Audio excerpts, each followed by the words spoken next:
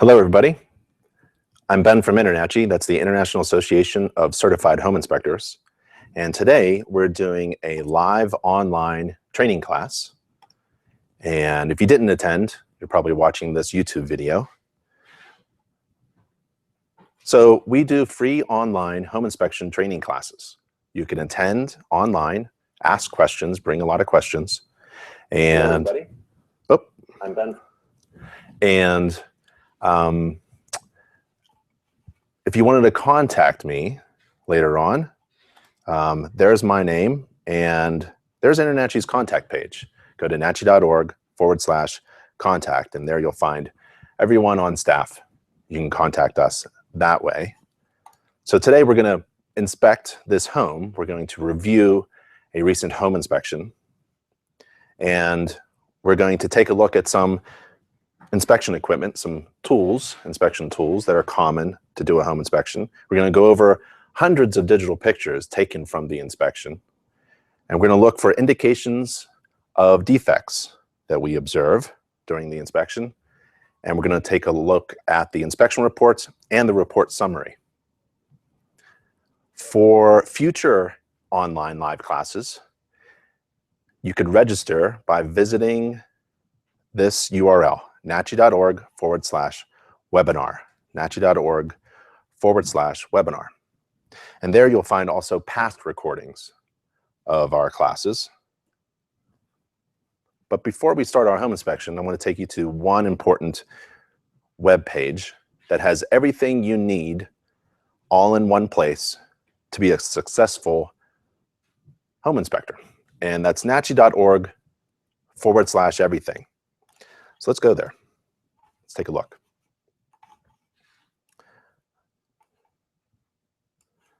So everything you need all in one place. And there are 15 steps. It's a step-by-step checklist for running a successful home inspection business. The first step is to join INTERNACHI. Now, why would you do that? Well, you can join INTERNACHI for a monthly fee or a yearly fee. And once you join INTERNACHI as a member, a whole world of opportunity opens up for you. You don't have to be a certified home inspector, just a member, and you're provided access to all of the online training courses that INTERNACHI provides. All of our training is online and free to members. Now, when you're ready to become certified as a home inspector or a mold inspector or a radon inspector, we have those training and certifications program available to you at no additional cost. And they're all online and free to members. So the first step is to join INTERNACHI as a member. And we have more than 30 certifications to choose from. So if you wanted to be a home energy inspector, an infrared thermographer, a chimney inspector, commercial property inspector, a garage inspector, a green building inspector, we have those certifications available. And all of those training and certification programs are available online at no additional cost to members. So join INTERNACHI.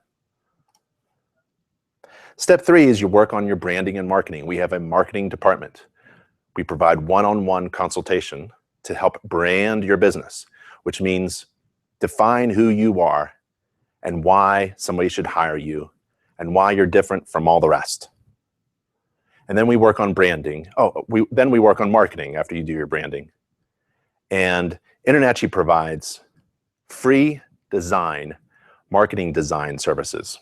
So one of the first things you do is design a business card and print it out. Well, if you are a member of INTERNACHI, certified member, you can take advantage of the free marketing design services that INTERNACHI provides.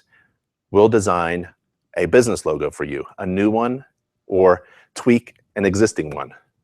And then we'll put that logo on all of your marketing materials like business cards. We'll help you design. We will design your business cards for you, your flyers, your brochures, your rack cards. All of that design work is free. All you do is place an order. We also have a home inspection business course. A lot of people go into the industry, home inspection industry, get trained. Technically, they're great inspectors, but they're really bad at the other things, like owning and operating in a business and making it profitable. Do you know how to price your services for maximum profit? That is covered in our home inspection business course, which is free and online. Every member gets an online account. This is a portal through which you access all of the tools that you need. We help you build a home inspection website. We show you how to get online, how to get your business online. And there are free website services available. We show you how to do it. We provide you all of the webmaster tools. It's simply dragging and dropping into a website all the things that you need to have a really great, effective inspection business website. And there are many other benefits and things that are available as soon as you join InterNACHI and follow this step-by-step procedure. All right, let's get back to doing the home inspection. If you need inspection equipment, well, there's one place you should go. It's called inspectoroutlet.com, and there's the website address. We also have a URL there for an article that lists just about all the tools that you would need during a home inspection. One of the most common ones is the Gfci Afci tester. This is a very large one that I have, and you plug it in. You can test it that way. Some of the other common things would be a microwave leak detector. Comes with instructions. So you put this in the microwave with a cup of water, and it turns red hot. Well, it glows, doesn't get temperature hot, and it shows that there are microwaves hitting the sensor. You need this voltmeter to see if there's any electricity detected. There's a simple Gfci detector, a very small one. I always lose these in the crawl space. Here's a screwdriver, but you take it apart so that you can take off nuts off the front, like the jacket of the heating system. Moisture meter and infrared. This is actually an infrared camera. It attaches on the back of my iPhone. FLIR makes some infrared cameras that are this size, actually. This one attaches to an iPhone, the back of an iPhone. They have one for Droids as well. And its companion is the moisture meter. Here's one here. But Inspector Outlet sells one in a nice hard case. It's really nice because it has attachment to probe, but it's also non-invasive as well. And I use these meters and tools not to quantify anything. I don't measure anything. I'm a generalist. I'm not an expert. Experts measure and quantify. You don't want to do that. You want to stay within the scope of a home inspection. You never want to tell anybody that you're an expert inspector. That's a legal term that bumps you up to a bigger standard. Stay within the scope of a home inspection, a certified home inspector. Here's a field guide and textbooks that InterNACHI provides. We have textbooks for our courses, online courses, companion textbooks, but this field guide, you can get it at inspectoroutlet.com.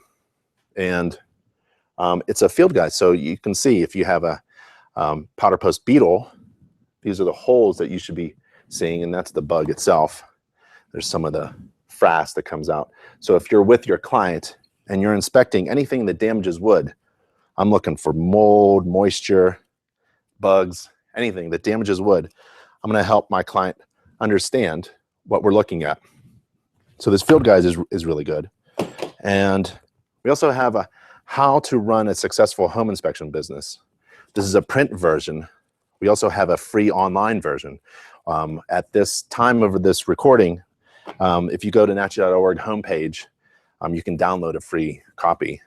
We also have commercial standards of practice. For those of you, I used to inspect mom and pop pizza shops and dentist offices. At the end of the inspection, I give every client a home maintenance book. We have a home maintenance book, full color, inside and out. and it references the standards of practice, and it helps limit liability, and it provides your client about 20 more reasons to hire you again, and it's also in Spanish.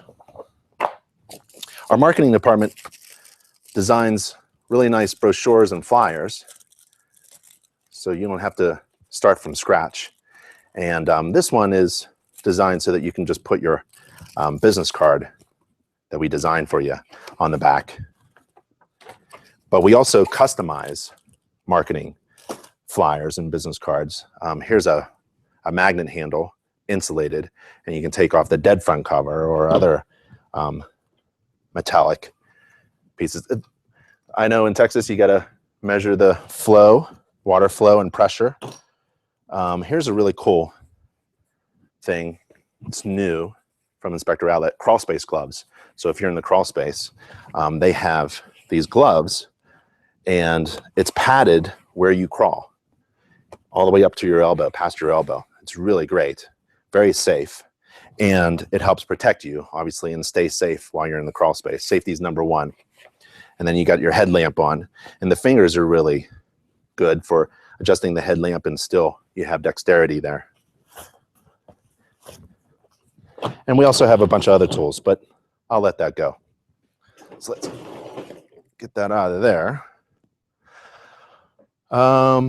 If you want to ask questions during the class, you can. Top right corner, there's a little icon. It's like 9 little squares together. You click that and you hit the QA button to ask questions. A phrase that a lot of inspectors use is no visible evidence of this, and you enter your defect. Well, you may want to reconsider using that phrase to, I did not observe any indications of, insert your defect during my inspection. The problem is the words visible and evidence. Visible, someone may argue with you that there was a defect visible at the time of the inspection. So you don't want to convey, you don't want to get into that argument of whether or not it was visible or not. A home inspector is not required to inspect everything that's visible. You're not required to inspect and report upon everything that is visible.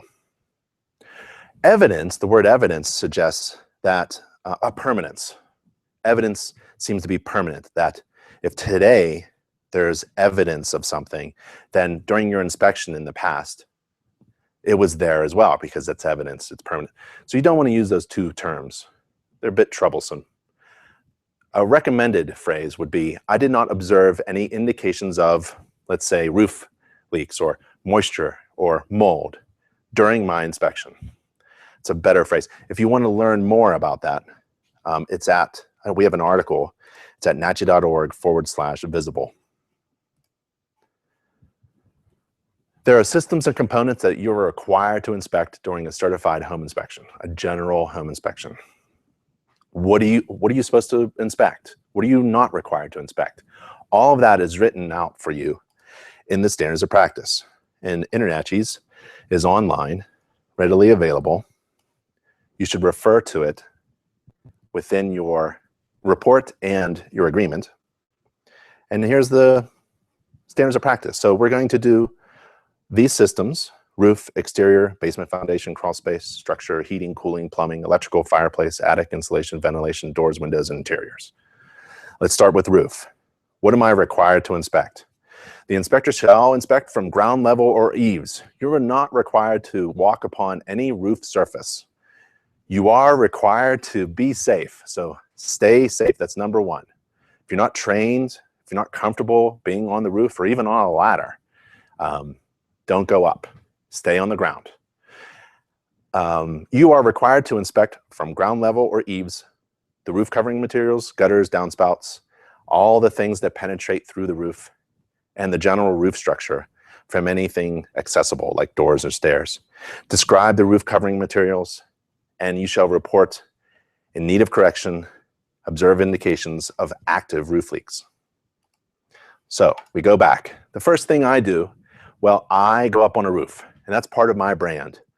I tell my potential clients that I'm different from all the other inspectors because I carry tall ladders, 40-foot aluminum, 28-foot fiberglass, 12-foot aluminum, step ladder, and crawl gear. Well, I go up on every roof. One of the things I do when I'm going up is I count the number of layers of roof covering materials. If there's one layer, great. If there are two, that gives me an opportunity to discover other things.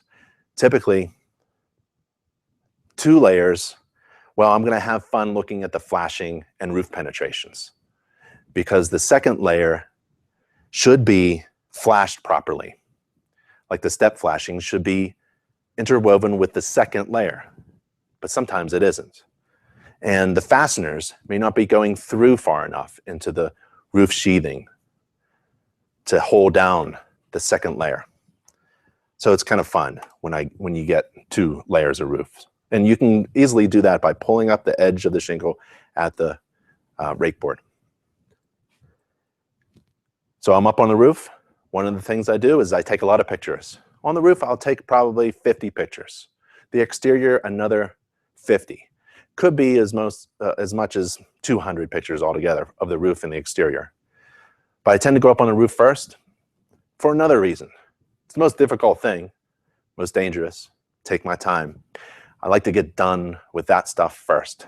Second thing is, as part of my brand, I like to be up on a roof, particularly when my client pulls up in the driveway with their real estate agent. I wave to them from the roof, giving them assurance that they have hired the right inspector. And then I take pictures of the roof and video of the roof, and I play the video for my clients because I don't want them up on the roof with me. And I take pictures of the ridge, left, right, front, back, all the planes, and then I focus in on the material itself, and then the installation condition. Well, if I'm near a chimney, that's a roof penetration, but that's another system. So systems, I approach my inspections using a whole house approach. Systems are interdependent with each other. You affect one system and it affects all others. And while you're inspecting, you can't just inspect and focus on one system without thinking of others. So while I'm inspecting the roof, there are many other systems I'm inspecting. One of them is the chimney. Well, I see I have probably a flue for heating system and a flue for a solid wood fireplace. Can't get to it closely because the roof is slippery. It just rained. So I'm looking at the condition of the roof, looking for cracked or damaged shingles, blown off shingles, looking at the granular surface, anything abnormal. And there's a lot of wood rot at the cupola above the garage. And I'm pulling out pieces of wood, rotten wood. And the satellite dish, improperly installed, just screwed right into the shingles. An unsealed fastener going through the layers of shingles is a water entry point, and the flashing is heavily sealed up with some tar. This is all indications of poor workmanship, and we need a professional roofer up on the roof. While I'm inspecting the roof, I'm also inspecting the exterior siding covering materials, the siding. So I'm taking a look at that when I can. Here's the flashing. Counter flashing, step flashing, in between where the second layer intersects with the house siding materials. That's a great place to check out for roof leaks and poor installation. So the step flashing was not installed with the second layer of roof covering. So that's a problem. And I see, just with my nose above the ridge, above the gable area, the rake board, there's a missing shingle, but I can't take a picture of it. The picture that I like. So that's about as much as I can get, but I can see that it's missing. So when I come down from the roof, I want to point to it, that is the area of that missing shingle. I have a missing shingle at the front left corner of the upper roof plane.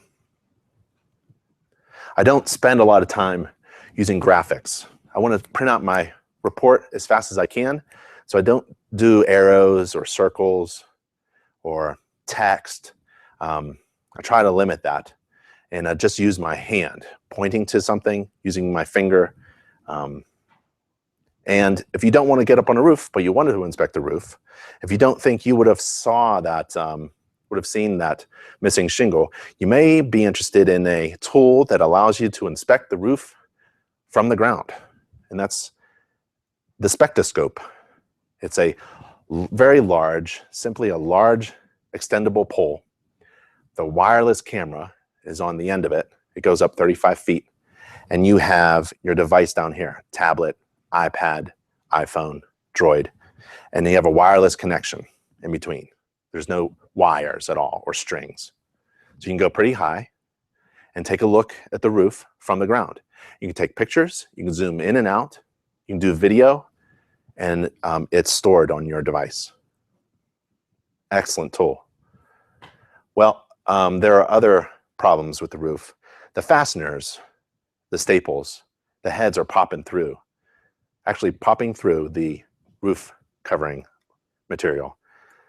So this roof is old, has missing shingles, improperly installed with the flashing details. And there are many, many hundreds of staples popping through the roofing materials. So when I go into the attic, I have to remember this condition. I'm going to look for roof leaks. Yeah. Downspouts. Imagine it just rained at this inspection, so water is on my mind. But on a dry day, you kind of forget.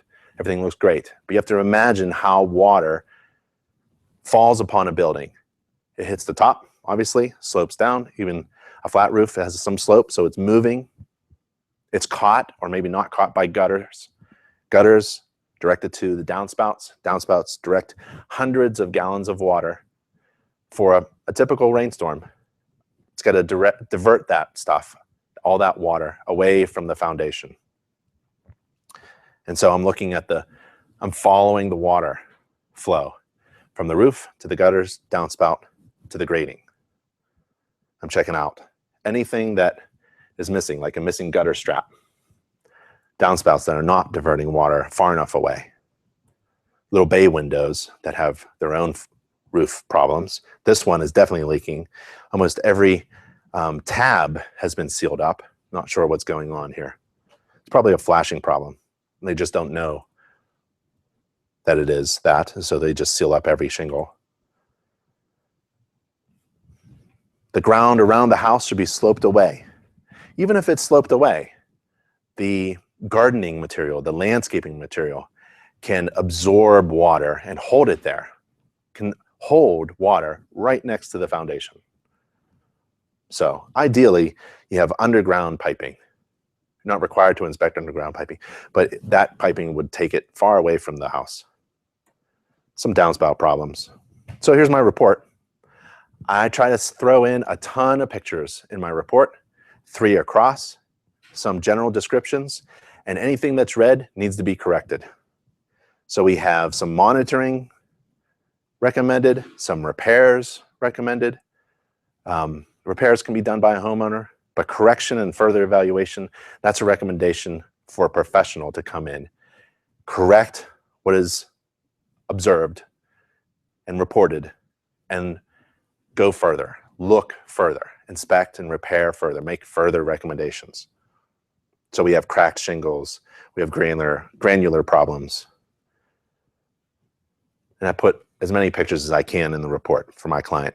So it's very easy to understand, clear to understand, easy to read. And there's the chimney as well. So right after the roof section of the report, I bring in the chimney and the fireplace. And we have cracked and loose pieces of mortar inside the fireplace at the rear wall. Second system is the exterior. Let's take a look at the standards. What were you required to inspect? Well, you can use the standards of practice. It's not just a legal document, but you can use it as a guide to help you move through a house. So the exterior tells you exactly, the standards tell you exactly what you're required to inspect. And so I develop my own template in my software. I like to use mobile devices and write the report as I inspect. And I use the standards of practice as a guide. I make sure that everything that I'm required to inspect is in my software, and I can't move on to the next section unless I have checked or noted that component within the system. So within the exterior system, you have to inspect the exterior wall coverings, materials, the flashing, the trim, all exterior doors, adjacent walkways and driveways, stairs, stoops, steps, stairways, ramps, porches, patios, decks, balconies, carports, railings, guards, handrails, on and on. All of these, there's a lot on the exterior. You shall describe any exterior wall covering materials and report as in need of correction any improper spacing between intermediate baluster spindles and rails. And it also tells you what you're not required to inspect. So let's go back.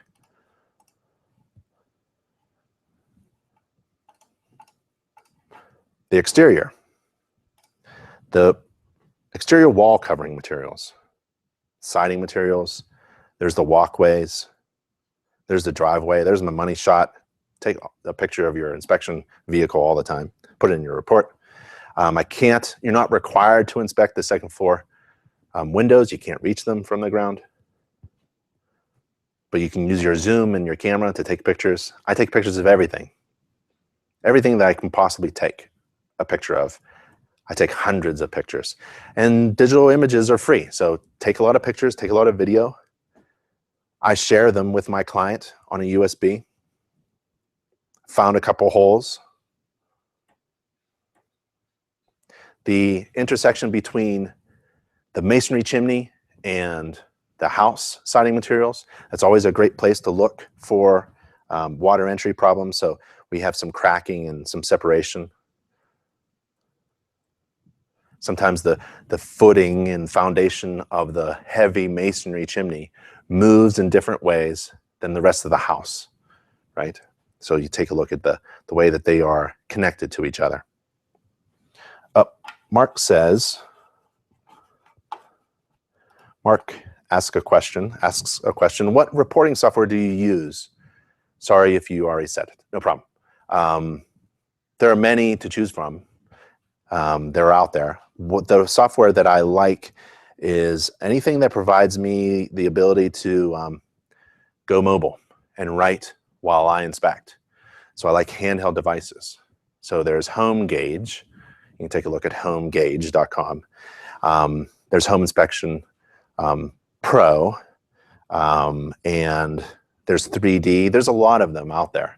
I used to use InspectView. Hardly anybody says that. But that was a great software, and allowed me to write on the fly.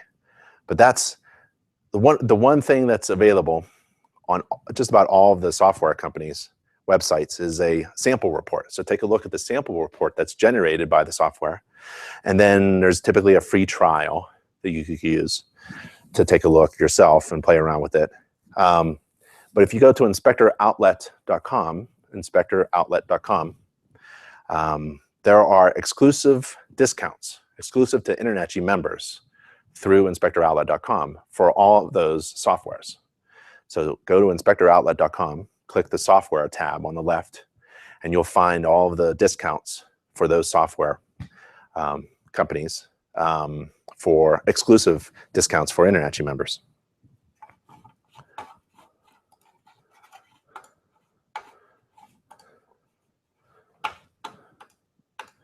Thanks, Mark, for the question.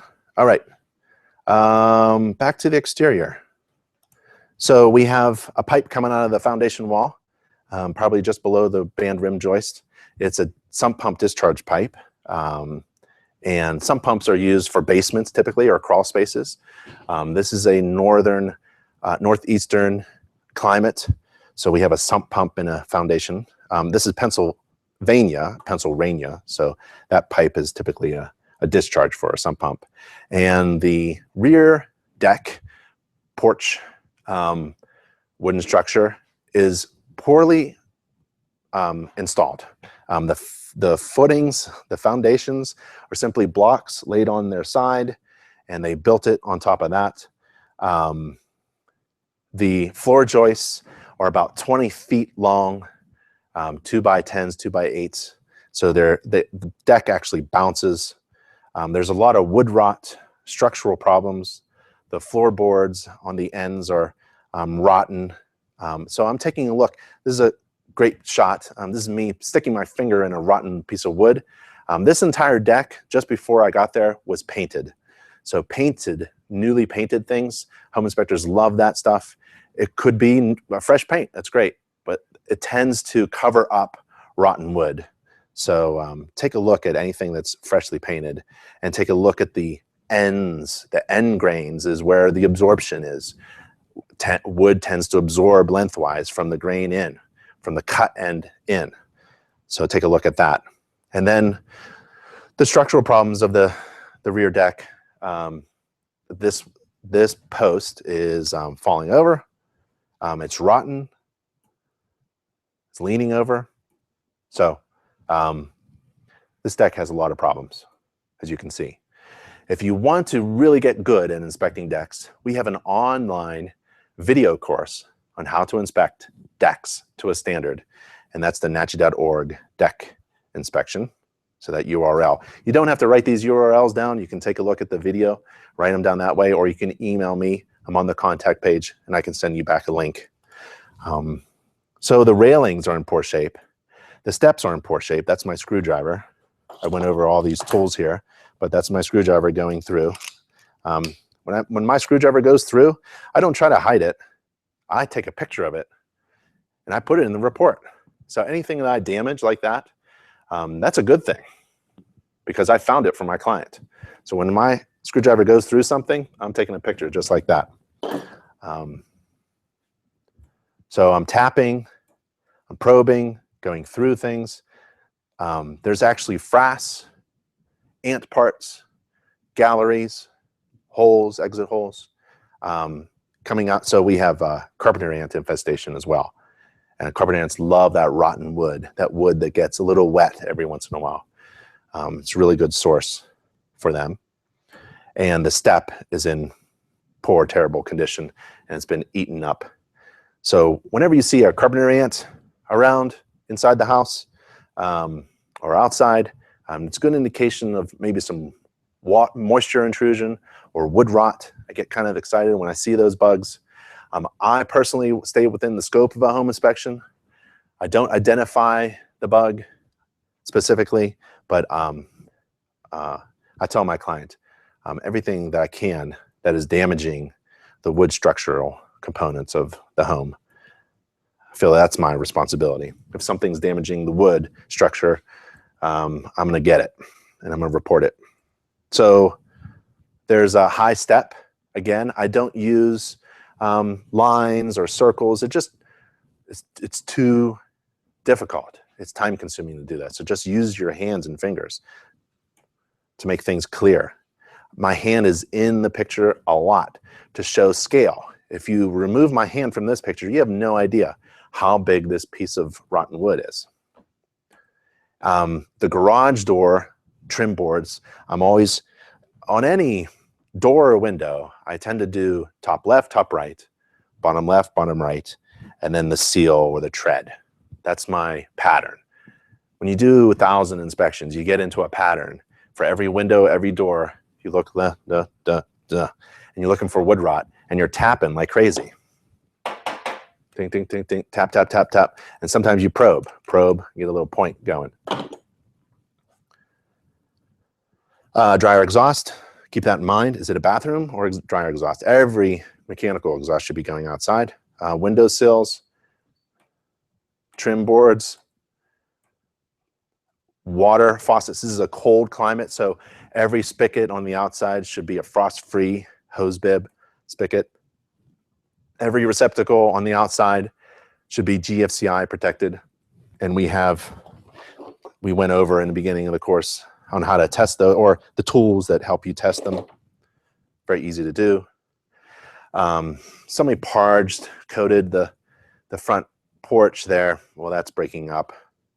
They wanted to make it look nice, but it's about an eighth of an inch thick. That's not going to work. Settlement and some opening. So water is going to move right into there, and I know there's a band rim joist somewhere in there. And there's spigots again.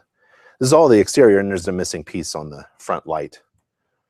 And some cracking, glazing, putty, window putty, and a potential, depending on the age of the home, for some lead content in the paint and the materials there. So my report is pretty simple. Lots of pictures. Anything red means it has to be monitored, repaired, or corrected by a professional. And just go through the exterior components, like the exterior and then the components. The driveway, the parking, patio porch, the deck, the steps, the handrails, exterior water faucets, receptacles, there's problems there. And then the public gas meter, that public gas meter is on the exterior in this slide show. It's later on.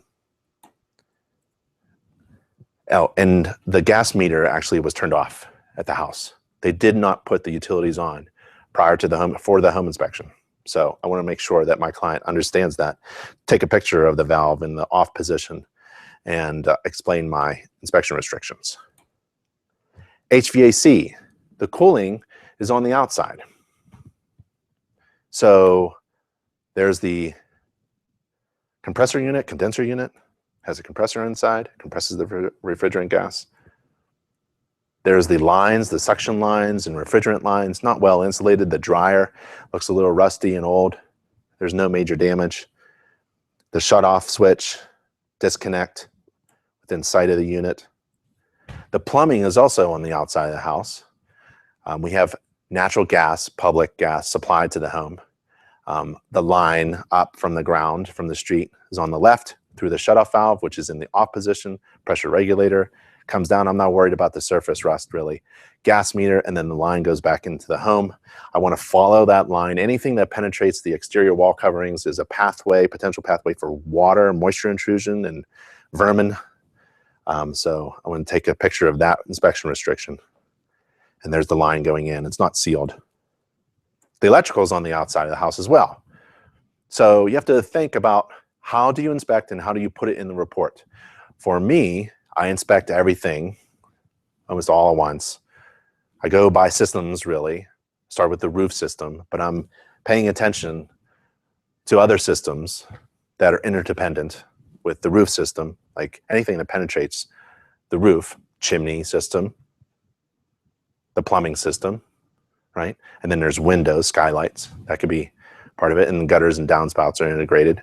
So a lot of things to put together, but if you do it system by system, roof system, exterior system, and then when you're doing the exteriors, you get parts, components of other systems, like the plumbing system, we just saw that gas meter, and the electrical system, here's the electrical meter box. But in the report, I try to group them all together under systems.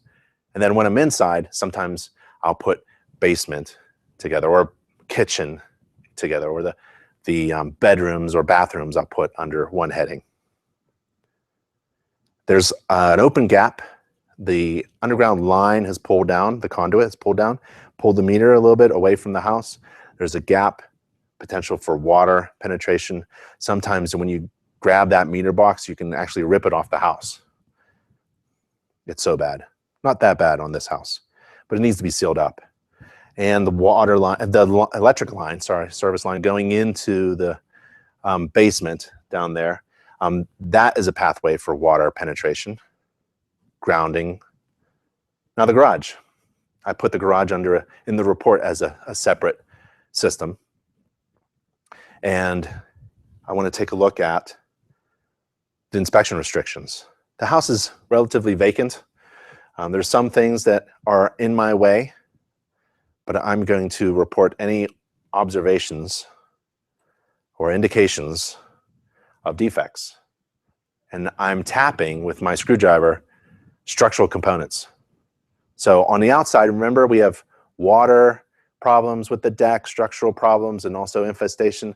Well, I see frass or something going on, like sawdust, piles of sawdust with insect parts at this one area. And for sure, there it is. So I broke open through the wall there, where the wall and the top plate of the foundation of the garage meet, and there's infestation there and wood damage to structural components.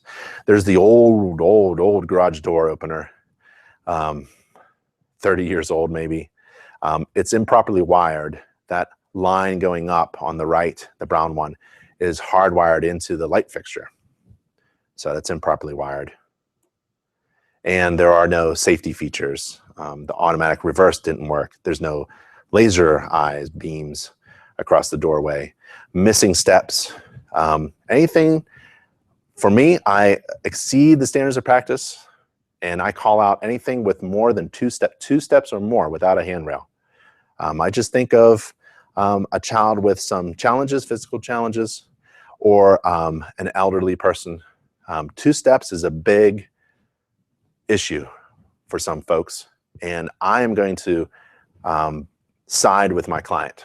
And I don't know who's going to come into the home. Could be grandma coming in, and I don't want anybody taking a wrong turn, coming out of the house door into the garage and making a turn right off that. That's 20 inches. That's what?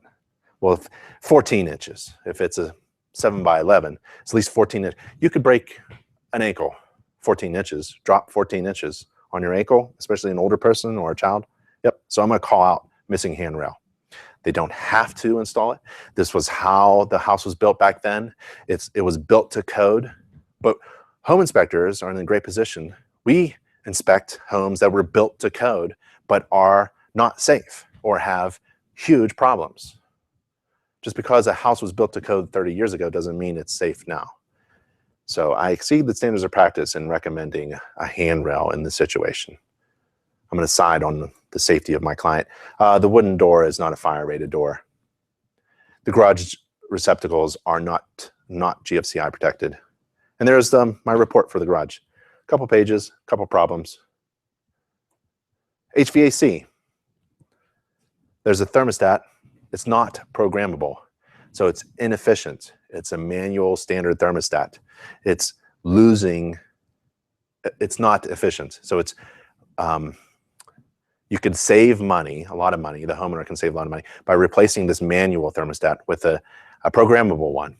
The cost is high in the beginning, but the investment is returned. You get a return on your investment by the money that is saved. The energy that is saved with a programmable thermostat basically pays for itself. So from 10 feet away, you should be able to identify the efficiency of the HVAC system. If you can't, InterNACHI has a lot of online training free to members on how to inspect HVAC systems, all the systems, different types of systems, efficiencies, and components. So from 10 feet away, I'm thinking low efficiency. There's the shutoff coming in, drip leg, gas line going out, going into the system, shutoff switch, service switch, and there's the burners, pilot light. I try to take a picture of what I can see. In relation to the heat exchanger, we have an inspection restriction. If you remember, the gas is shut off. I cannot turn on the unit, but it's in really poor shape. A lot of rust and corrosion going on. This is the natural draft vent area, the hood, and there's the connection, the pipe connection for the flue exhausts going into the masonry chimney. And there's a lot of rust and soot deposits that are falling back. So something's going on. There's a lot of rust and corrosion going through the heat exchanger and dropping out onto the bottom of the hood, the natural draft hood, before it goes up into the pipe connection into the chimney stack, right? So that's an indication to me that something is going on that's not normal. It's abnormal, anomaly, and it needs to be corrected and inspected further by HVAC professional. There's the flue pipe connection to the masonry chimney. No clean out. Take a picture of the heating system. You get a lot of information there, model number, serial number, and year. 1986 was this unit.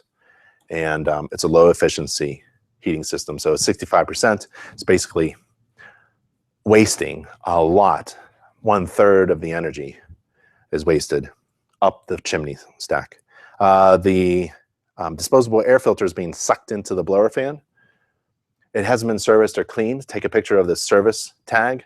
I like to tell my client, who was there last and what did they do. And if it hasn't been within the most recent year, I will recommend that it be cleaned and serviced by a professional. There's the evaporator coil, very old unit, looking for condensate problems. Newer condensate pump.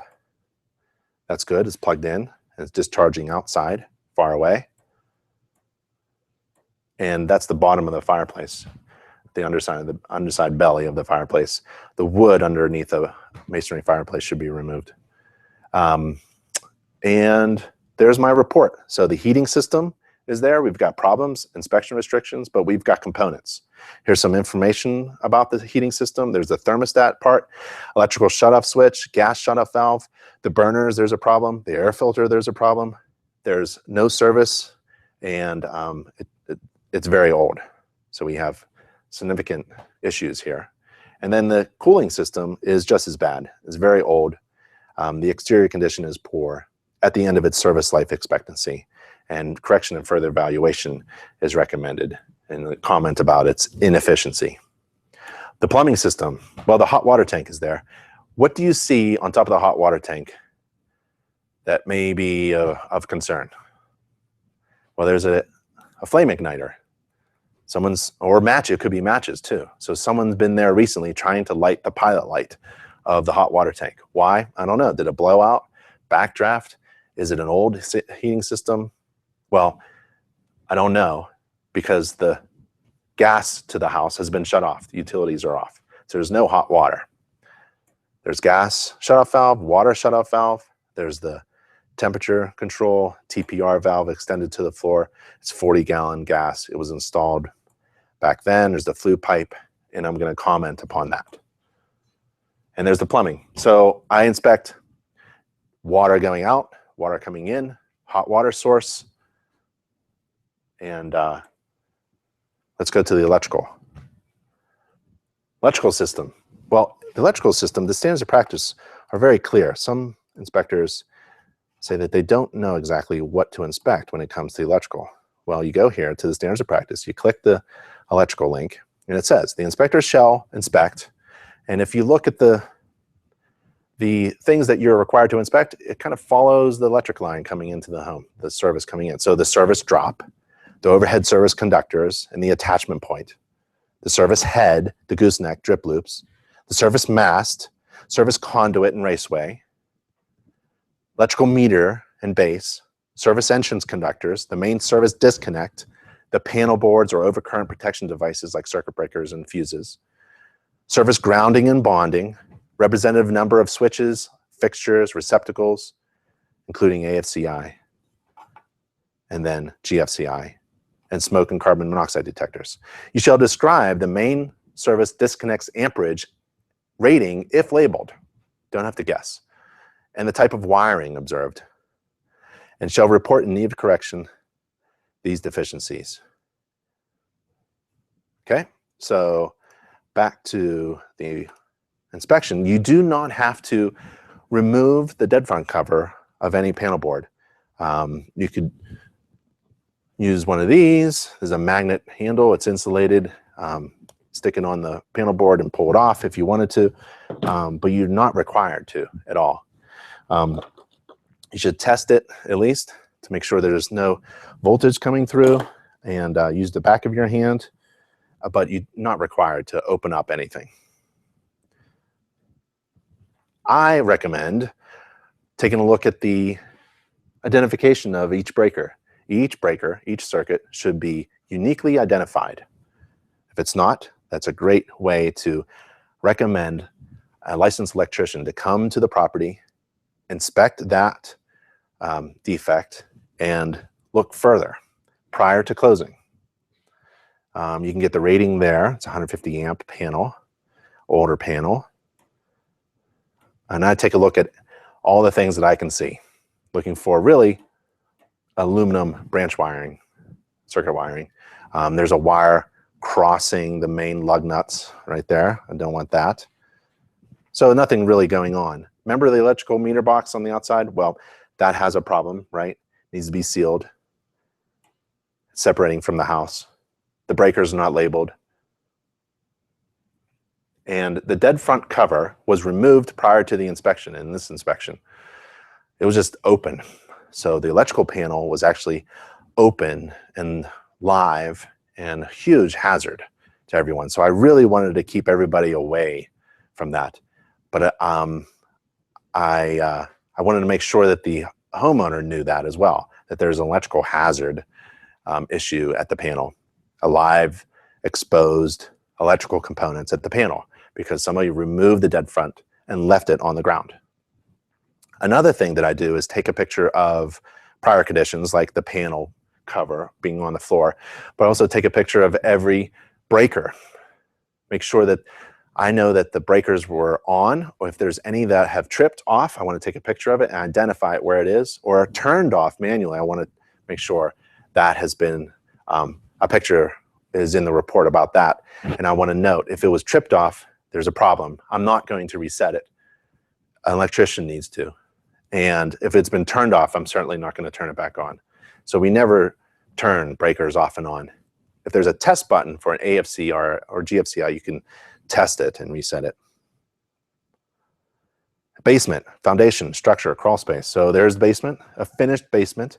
There's no egress for this. I need an emergency egress for this. This room here is essentially a bedroom, a living space. And I'm looking at anything that where walls intersect floor and where walls intersect ceiling. I want to look for indications of water penetration, right? I want to look for watermarks. And this floor actually had a bubble in the middle. The floor had paneling, flooring down, and there's a large bubble in the middle. Stepping on it, felt solid. I don't know why there was a big bubble. Something going on there, potentially. Not installed properly. Or it was swelled. We may have water coming in. And we actually do. So that's me probing. I don't have it here. It's an extendable moisture probe. Not quantifiable, but qualitative, not quantitative. It just tells me an anomaly. It senses that there's moisture between the two probes, sends a signal, audible signal, and a red light. And we have mold there as well. And we have the homeowner with the humidifier in the basement, dehumidifier running in the basement. And we have a couple sump pumps, one next to the electrical panel. It's dry, but it's very old, and it won't turn on. I lifted the float manually, and it didn't turn on, and there's no check valve. There's another sump pump that was installed. A lot of water in it, but it didn't work either. So it's not discharging. So we got some water problems. Remember all the water problems on the outside? And there's water intrusion, moisture intrusion on the inside now. And there's mold, indications of mold. The house was treated for termites in the past. Those are the drill holes. So they drill holes through every cell of the foundation, if it's a concrete block wall, and then they fill it up with their treatment chemicals. So signs of prior treatment, but we have active treatment as well. Active infestation, damaging wood, member on the outside. I go in the crawl space, and here's some Crawlspace gloves. You may want to get these. You can get them at Inspector Outlet. These are really nice. They protect your arms where you crawl. You can use crawl gear, wheels for your legs, and just move through the crawl space. And I like to get in there. I have a Crawlspace suit. I don't do the Hvac stuff. Looks like you know, some kind of nuclear laboratory. So I use canvas, gray canvas, neutral gray canvas with zippers. And actually, I take a look at how the sill plate is fastened to the foundation, and there's a missing washer and nut at the lag bolt there. And there's so I went to the deck, where the deck was, where that water penetration and infestation, signs of infestation. And sure enough, there's big piles of sawdust, signs of Carpenter Ant Infestation. And if you don't know a lot about WDO inspections or looking out for anything that damages wood within the scope of a home inspection, you can take a look at this field guide that we have available. And we have a wood destroying organism online course. It's free for members of InterNACHI. And also take a look at anything in the basement that is structural, and I take pictures, lots of pictures.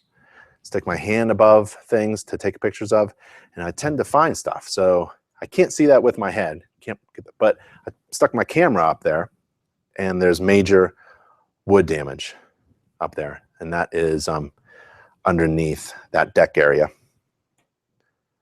Missing handrails at the basement stairs, and then the report itself, and I stick all the good stuff in there. A couple pictures that kind of describe what I saw down in the basement, some big, large, wide-angle shots, and then some close-up shots, especially of the wood damage, the structural damage, the infestation, and the mold and moisture intrusion, problems with the sump pump, and then we have a missing nut and washer on the sill plate bolt. So the plumbing, you want to think of water again, water going out, the sewer line, drain and waste vent, and the water supply coming in. So in this house, northeast, they used a lot of cast iron. I'm looking for cracks down the line of the cast iron. Everything looks pretty good. Sump pump discharge, dryer vent exhaust, water coming in, shut-off valve, pressure regulator, water meter, water shut-off valve, missing jumper cable, jumper line, pressure regulator, a drive-by water meter sensor. Next system is the attic insulation and ventilation. Fairly open and easy to walk, although you're not required to walk in. You don't want to fall through the ceiling. You want to be safe. But I took a picture of the structure. I'm concerned about roof leaks. We had all those roof problems on the outside, and now you have to remember that as you come into the other system. You want to take a look at the general structure of the roof and the roof structure and look for water damage, water intrusion, signs of watermarks, and there's signs of water. I don't care if it's dry or wet. I'm going to call that out.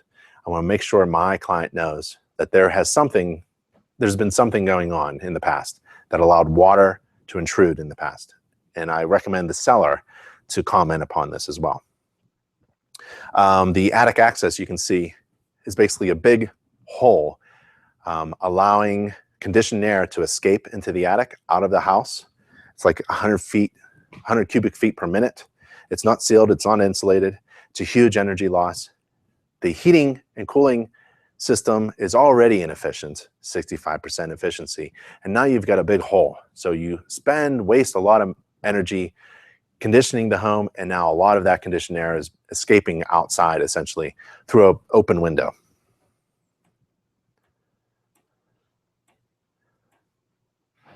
About 3 inches of insulation wool, some people refer to it, old fiberglass insulation. They hand threw it in. So we need some air sealing, would be great on this old home, and some additional insulation. And there's the attic part of my inspection report, a lot of pictures of the roof and the structure. And then the house had roof leaks in the past indicated by the watermarks on the roof decking, and so that needs to be attended to. Bathrooms, I put under a section all by itself, and we've got problems in the bath. Loose tiles, open grout lines, poor sealant. I like to pull on the soap dish and the handle. There's water going through that fixture right there. The edges of the wallpaper in the shower are lifting up. I like to get detailed, flush every toilet, run every sink, looking for leaks. GFCI receptacle is improperly wired. The windows and doors open up. We've got moisture condensation, probably because the relative humidity is probably over 70% in the bathroom. We have a cold surface. If it's like 40 or 50 degrees because of poor insulation, well, that's a condition conducive to mold growth. So that's a little bit of mold there that can be wiped up.